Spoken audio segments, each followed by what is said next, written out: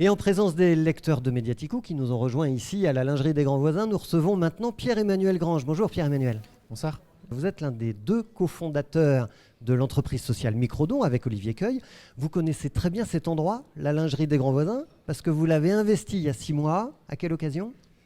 Pour nos 10 ans, c'était les 10 ans de l'entreprise sociale Microdon. Alors là, je me suis dit quand même, une entreprise sociale dont le métier est de collecter des centimes, qui dure depuis 10 ans, c'est quand même un tour de force. Les petits ruisseaux font les grandes rivières, mais ça n'a pas été un long fleuve tranquille. Entreprendre, c'est en soi quelque chose d'assez difficile. Il faut être tenace, patient, persévérant. D'autant plus dans l'entrepreneuriat social parce qu'on va aussi chercher l'impact et qu'on reste dans une économie raisonnée, avec aussi des salaires qui le sont tout autant. Difficile d'être entrepreneur, mais quand même on y arrive quand on s'accroche. C'est peut-être ça qu'il faut retenir. Alors vous avez reçu en 2014 un Blue Ocean Award. Donc c'est une récompense qui récompense les PME qui créent des marchés qui n'existaient pas auparavant. C'est ce que vous avez fait. Votre concept, c'est de nous proposer de faire l'arrondi. Comment ça marche ? Alors l'arrondi, vous l'avez peut-être expérimenté à la caisse d'un supermarché ou d'un magasin. C'est la possibilité d'arrondir en général à l'euro supérieur votre panier et de donner quelques centimes à une association. Donc ça, c'est l'arrondi solidaire. J'ai découvert ce principe au Mexique il y a 10 ans. Je suis tombé amoureux de l'idée et dès lors, je n'ai cessé d'essayer de travailler pour en faire un réflexe solidaire de masse. Et enfin, c'est en train d'arriver. Puisque là, pour vous donner un chiffre qui résume un petit peu la forte progression du microdon et de l'arrondi solidaire en France, juste avant l'été, on a franchi le cap symbolique des 40 millions d'actes de dons depuis qu'on existe. Et un an auparavant, on était à 20 millions. Donc on a mis 9 ans pour faire 20 millions d'actes de dons et un an seulement en plus pour faire la moitié suivante. Donc l'année prochaine, vous êtes à 80 millions ? Ça, je sais pas si ça grandira autant. Mais c'est vrai que là, il y a une conjonction de facteurs qui font que ça prend une certaine ampleur. C'est quoi les facteurs ? Qu'est-ce qui se passe ? Pourquoi maintenant ? Déjà, il y a une innovation. Alors, vous l'avez tous vu, il y a une conscientisation beaucoup plus forte autour des sujets sociétaux, autour des sujets environnementaux. Il y a 10 ans, quand on parlait de responsabilité sociétale des entreprises, d'écologie, on était un peu un beatnik, un hippie. Il y a pas mal d'acteurs qui ont essayé de la vie citoyenne, qui ont essayé de faire émerger et tenir ces sujets. Donc je pense qu'il y a un effet de groupe aussi qui a fait prendre conscience un petit peu à tout le monde de l'importance de ces sujets. Et puis après, plus spécifiquement pour ce qui nous concerne, l'arrondi, le microdon, le fait de l'avoir fait déjà dans une entreprise, puis une autre, puis encore une autre, etc. On a eu un certain nombre de références qui ont aussi rassuré d'autres entreprises pour mettre en œuvre ce dispositif. Et on a fait une innovation technologique avec les éditeurs de Monétique, Ingenico, Verifone. Donc ce sont les éditeurs qui produisent les terminaux de paiement électronique. Et on a réussi à embarquer cette mécanique d'arrondi de microdon dans le terminal de paiement électronique. Et ça a fait exploser les scores de participation. Dans des enseignes comme par exemple Maison du Monde, vous avez près de 45-50% de taux de participation. Parce qu'il faut dire qu'au départ de Microdon, c'est pas juste une lubie de militants associatifs, vous êtes des ingénieurs. Oui, avec Olivier, on est des informaticiens. Et le fait d'être informaticien, ça aide à en effet discuter avec les acteurs qui opèrent les transactions, les éditeurs de solutions de paye, de solutions de paiement, de solutions de gestion de paye, etc. Il a fallu qu'on parle, on savait parler la même langue qu'eux et on a réussi à se connecter à ces éditeurs, à ces systèmes d'information pour industrialiser ça et rendre le microdon possible. Alors vous parlez de paye, parce qu'on a dit tout à l'heure on peut faire le microdon au magasin, mais aussi quels sont les autres axes ? Il y a donc le bulletin de paye. Ça, on s'est inspiré non pas du Mexique, mais plus des anglo-saxons, en particulier des Anglais. Là-bas existe ce qu'on appelle le payroll giving, le don sur salaire. Et nous, on a travaillé avec les éditeurs des solutions de paye, comme ADP, comme Cegid, Sage, et on s'est connecté à ces systèmes pour permettre le prélèvement de microdons de quelques centimes à quelques euros sur le net à payer des salariés. Et donc, on a une plateforme sur laquelle les salariés d'une entreprise s'inscrivent, ils choisissent leur association bénéficiaire qui a été présélectionnée par l'entreprise, la fondation et ses salariés. Ils choisissent le montant de leur don l'arrondi plus quelques euros. L'employeur abonde et double le don. Et les petits ruisseaux font les grandes rivières. Alors, 40 millions d'actes de dons depuis le début, ça représente quel montant au profit de combien d'associations ? Alors là, donc 40 depuis, on a un peu avancé, on n'est pas loin des 50 et on vient de franchir le cap des 16 millions d'euros collectés. Depuis la naissance de Microdon. Et cette année, on va être entre 6 et 6,5 de millions d'euros. Quoi. 16 millions d'euros à partir de collecte de centimes. On est vraiment sur des centimes. Donc on voit quand même l'effet de levier puissant que vous avez réussi à mettre en œuvre. C'est vrai que nous, aujourd'hui, comme je l'ai dit, on est sur le microdon, on est sur l'arrondi, il faut du flux. Et le flux, pour nous, il est plutôt dans les grandes entreprises. Donc aujourd'hui, microdon, on n'est pas suffisamment industrialisé pour permettre à des TPE ou des PME de faire du don sur salaire. Donc on s'adresse plutôt à des entreprises qui ont plus de 300 salariés. Donc c'est plutôt grosses PME, ETI, grands groupes. Et pareil pour les enseignes. On ne sait pas traiter et mettre en place le microdon à l'échelle d'une boutique, d'un magasin. Voilà. Il faut des réseaux d'enseignes qui ont au moins 20, 30, 50 boutiques. Qui sont les associations qui sont bénéficiaires ? Les associations, vous dites « Ah, le microdon, l'arrondi, ça pourrait être intéressant. Comment est-ce que je peux en être bénéficiaire ?» Nous, on les invite à suivre un webinar pour qu'elles comprennent comment est-ce que ça fonctionne, qu'elles s'approprient nos outils. Et là, elles seront en mesure d'en parler à leurs entreprises partenaires pour en être bénéficiaires. Parce qu'il leur faut donc une entreprise partenaire. C'est indispensable. Oui. Et en fait, les entreprises, c'est elles qui choisissent. Chaque entreprise a sa stratégie sociétale.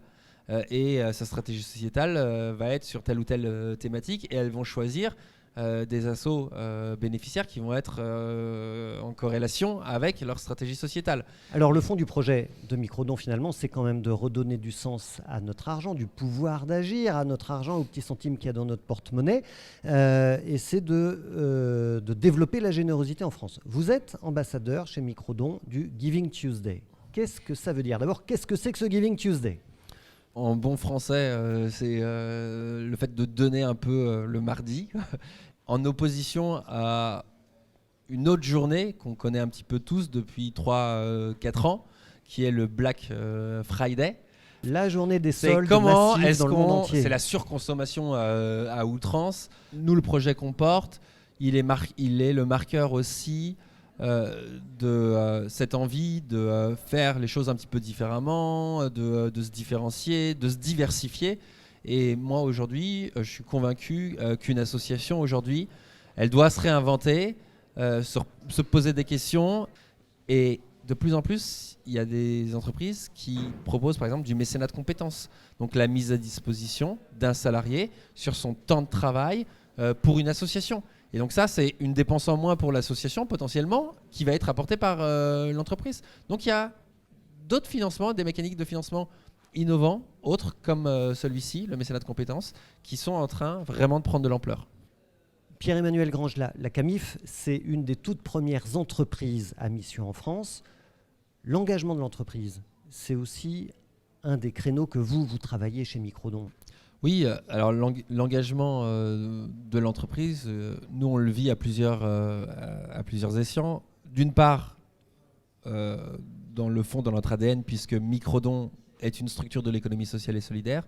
On est une entreprise agréée ESUS. Ça veut dire quoi ? Ça veut dire qu'on a une gouvernance participative, donc les salariés participent à tous les processus de décision de l'entreprise, sont au comité de surveillance, ont accès à toutes les informations.